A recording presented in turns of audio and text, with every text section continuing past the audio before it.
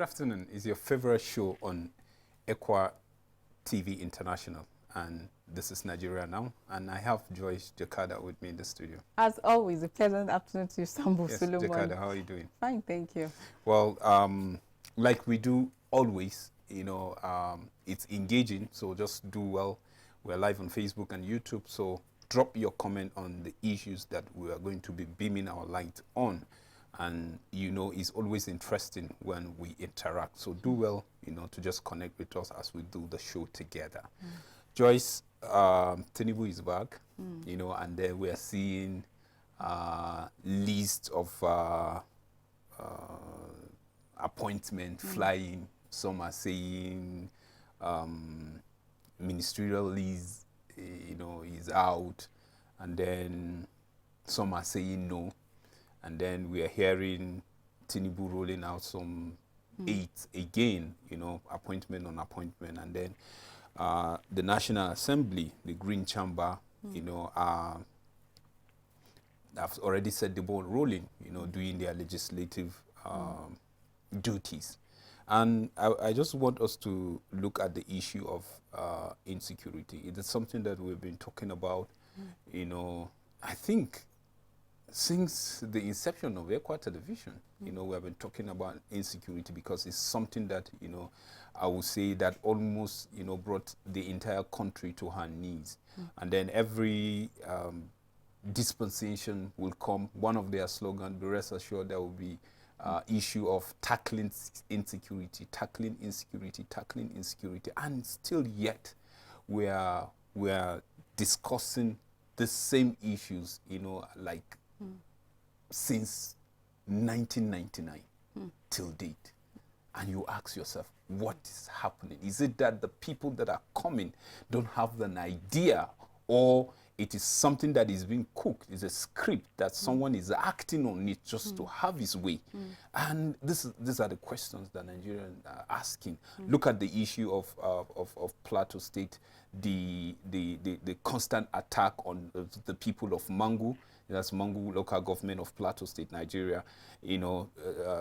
Just yesterday, that is when the curfew was relaxed from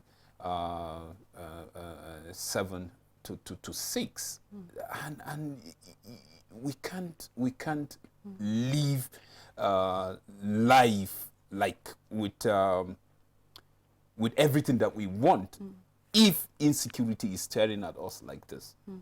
Well, Sambo Solomon, you asked a very vital question, which is what is actually happening.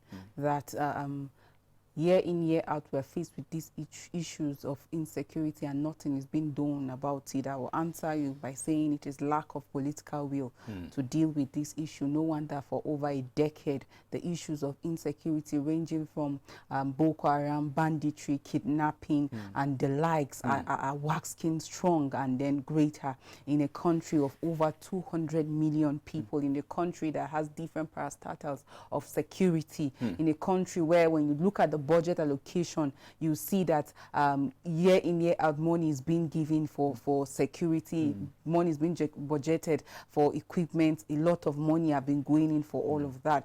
And if you ask me, like I said, it's lack of political will, and that is why these people kept having a swell time. We've seen a situation whereby in some states of Nigeria, where even some governors had to snap with bandits, take pictures with bandits, they dialogued with bandits, but it resulted to nothing because a lot of people felt that, oh, can you just dialogue with these people? When you dialogue with them, it's going to bring an end to that. I've watched how the former governor talked about the president using the approach of the former president Yar'Adua, late Yar'Adua, that's actually dialogued with militants and then saying, can you apply the same thing? How can you apply dialogue to somebody that is killing you innocent Nigerians? I was just wondering, how can you liken it to people that are fighting for the rights of their people that are agitating, they are not killing, and comparing it to people that are killed day in, day out?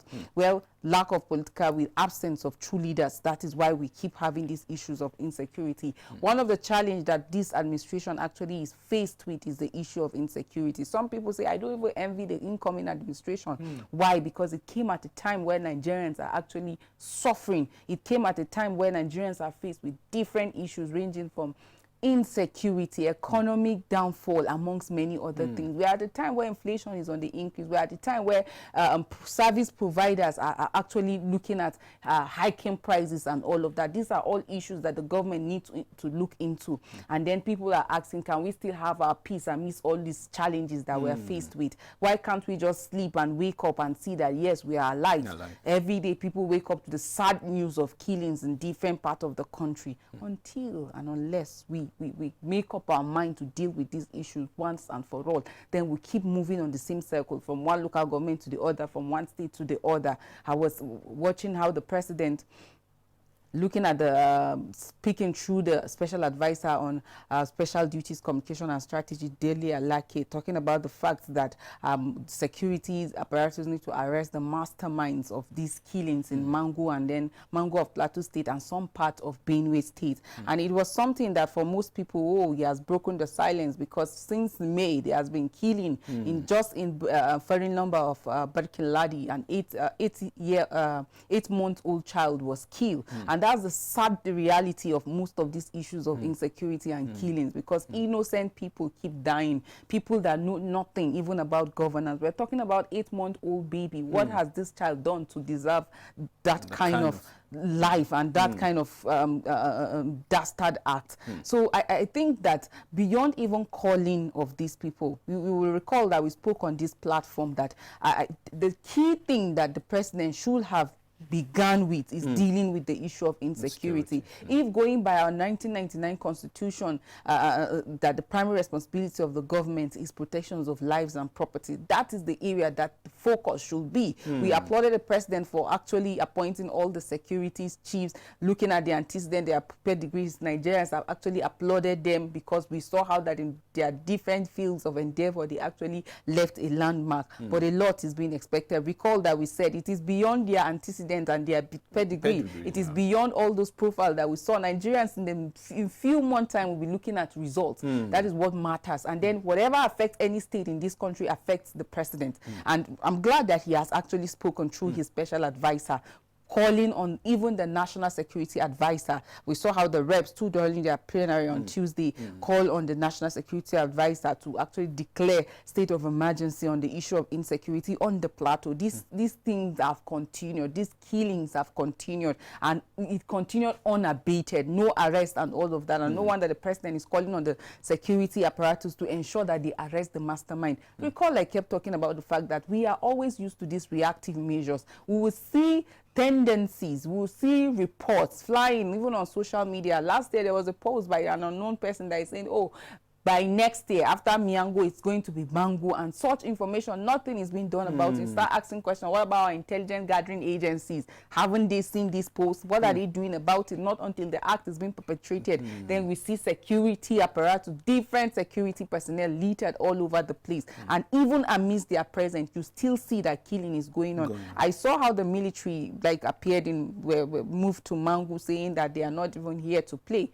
Good one. We really want to see that statement translate into actions. We want to see that people in Mangu local government and some part of Benue that killings have been going on can sleep with their 2 eyes closed. Wake up, go to their farmlands, farm, and even come back home. When it's time for harvest, go and harvest, noting that this is even their primary source of livelihood. Do you know that one of the things that farmers in Plateau State suffer is attacks on their farmlands as well? Every day, every season of farming, some of these people go as long as borrowing money to farm, so that at the end of the day, like from banks and other places, at the end of the day, just when the crops are growing up, these their farmlands are being destroyed and all of that. And we forget about the effect that it's not going to end with those farmers, but it's going to be a national disaster, because we're talking about food. We're talking about food production, and the farmlands are being destroyed. What is the fate of our food security and all of that? We are in a time where floods are even destroyed, like it's destroying farmlands. And if the ones that are actually growing is being faced with this challenge of farm destruction, what happens to the food security that we are talking about? So just like the president is calling, and then the members of reps through a motion that was sponsored by Honorable Datchum Burgos, calling on the National Security Advisor to actually do something about the issue of insecurity, not just Plateau State, but even some parts of Benue. We saw how that also the PDP Governors Forum met and also talk about the killings in Plateau State, and then even Zamfara. About 4 police personnel were killed a day before yesterday, within the week in Zamfara State. We can't go on like this, on this trajectory. The governments are existing because of the people, and if we are operating on representative democracy, let's see leaders actually standing true to their responsibility, protecting lives and property. Think about it when there is no life, when there are no properties. Who are you governing? There won't be anybody. If there won't be need for the government if there are no people. So we hope that the government will look up and stand tall to its primary responsibility of protecting lives and property. The killings in Plateau State is unacceptable. It should end. Like, it should end. What has the innocent people do? Like, what did they do to deserve such treatment meted at them? We have turned most of these killings to, like, it has transcended political reasons, social factors, economic factors, and all of that. Let's not use people's life and let's not politicize people's life and then keep killings and all of that. Let's look at the meaning of life. Let's look at the essence of life. It is beyond interest. It is beyond politics. Like, everyone has the right to live. And that right should be protected. So I'm calling on the president and every stakeholder that has responsibility of calling to order their followers to do that, because that is contained even in the call by the president, saying that all the religious and social cultural organizations should call their members to order. It's just sad that we have to wait for a reprisal before all this is coming up. People expected that, oh, the president should have spoken since. But right now what we're seeing on the news is, oh, what is beginning to happen is reprisal. If the president in his statement is saying reprisal, when there was attack at the beginning, what did they do about it?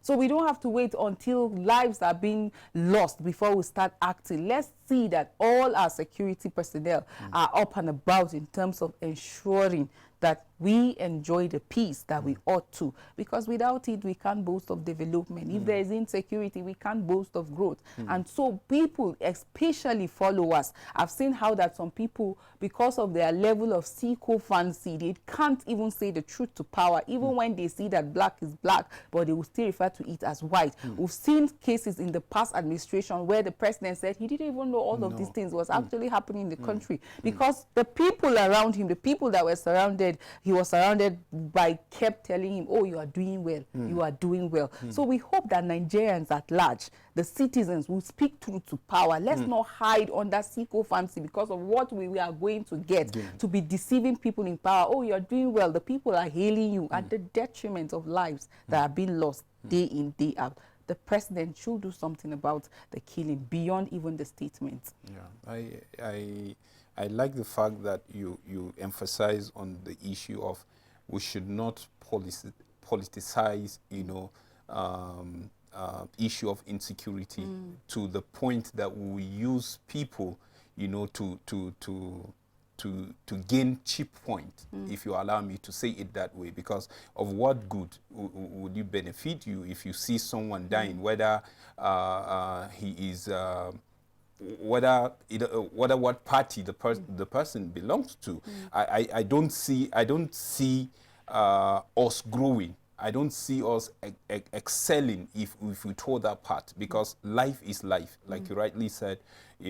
Everybody has the right, to live. That's number one, and then the responsibility of government is to protect that life. And without that life, there is nothing to govern. There's nothing to govern. Just imagine that because today you are a so party, you are powerful here, and you have the monopoly of everything, and you are using that, and the same political party is stronger somewhere, that it can use the same influence and torment whoever you are thinking that is in that area, and that would not help us, because if we thought that way, definitely we will not grow. We will not grow. So I just believe that the right people will do the right thing. It is important. All this killing should stop from anywhere. Not only Plateau, Zamfara, Kebbi, Niger, you know, Borno, Gombe, everywhere. We really want to see that this issue of insecurity is something that we will not talk about it again.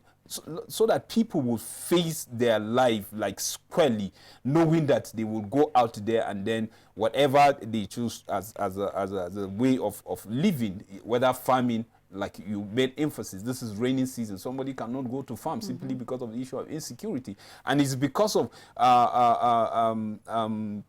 what people do, you know, to support themselves and their family that is even reducing the burden on government. Imagine, Solomon, I saw a picture of a woman that her farmland, like her farm was destroyed. Like I was moved to tears. What has this woman done to deserve such?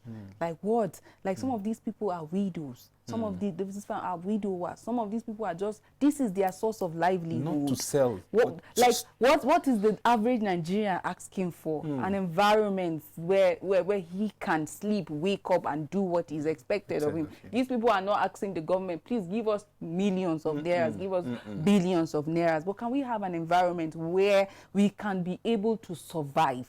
And that is just what they are asking for. Leadership, like I always say, is from the heart to the people. And that is how it is being seen. But in a situation where you have leaders and then lives is just unbearable for the common man, then there's no leadership. There's absence of leadership. Well, we just pray that the government will tackle this particular part, because that is where we bring progress, you know, to the country. You know, talking about progress, now Reps is questioning the hike on varsities. Sambo Sloma is so hard. It's really sad to even imagine that at a time like this, with all the economic challenge that Nigerians are faced with the inflation, with some states yet to even implement the 30,000 minimum wage, with the removal of fuel subsidy that has led to hike in prices of goods and services, transportation, amongst many other things, that some universities are already hiking their tuition fees, the likes of Bayero University in Kano, University of Nigeria in Nsukka, University of Uyo, University of Agriculture, Umudike, and then Federal University of Federal University Dutse, as well as University of Maiduguri. Now, what came to my mind is what happens to the child of that farmer? What happens to the child of that woman that is just trying to fry akara, beans cake to just make a living? What about the woman that cleans that office? What about the woman that sweeps the streets just to make a living? What happens to her if the federal institution that is supposed to be tuition free is being is hiking its tuition fee? What happens to the fate of the poor, the 133 million people that are already living within poverty? With the rate of poverty, we're thinking of increasing tuition fees in this country. How many people can afford private university? Now, if we are making the public university that is supposed to be less and affordable, we're also hiking the tuition fee. Like, what becomes the fate of the common man?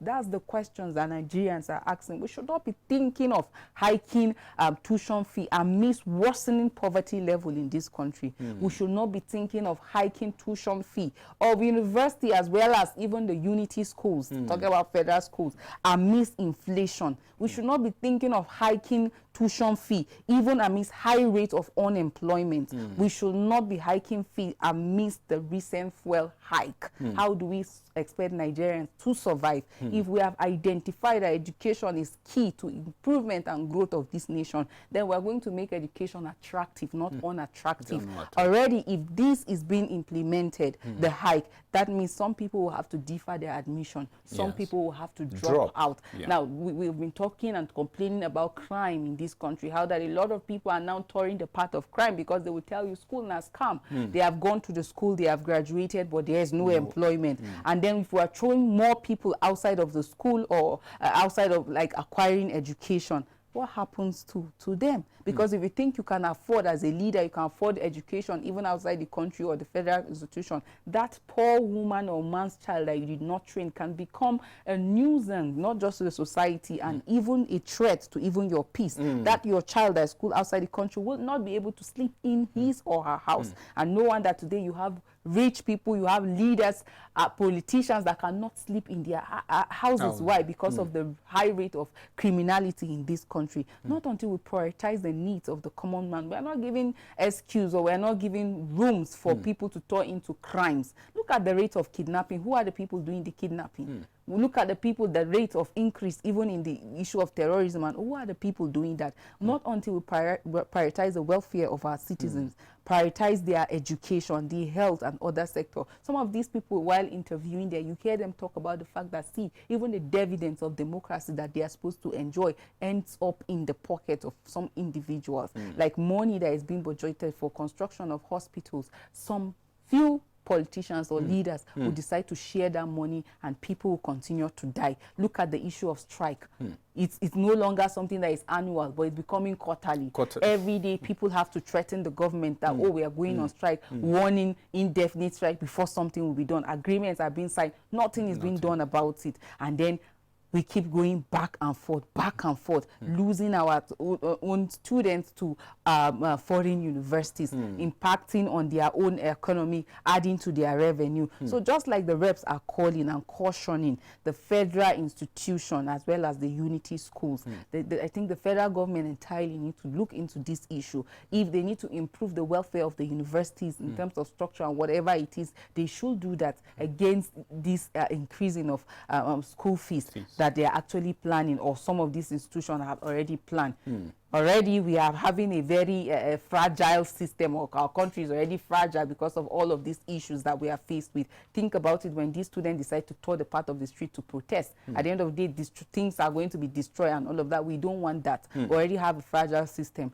I hope that these agencies or the Ministry of Education, the federal government, are going to look into that, so that we will not give room for more people to tour into the path of crime. Well, this is more than much we can take, Joyce. The time is really fast spent, and then thank you so much for doing this with me. Thank you. Yeah.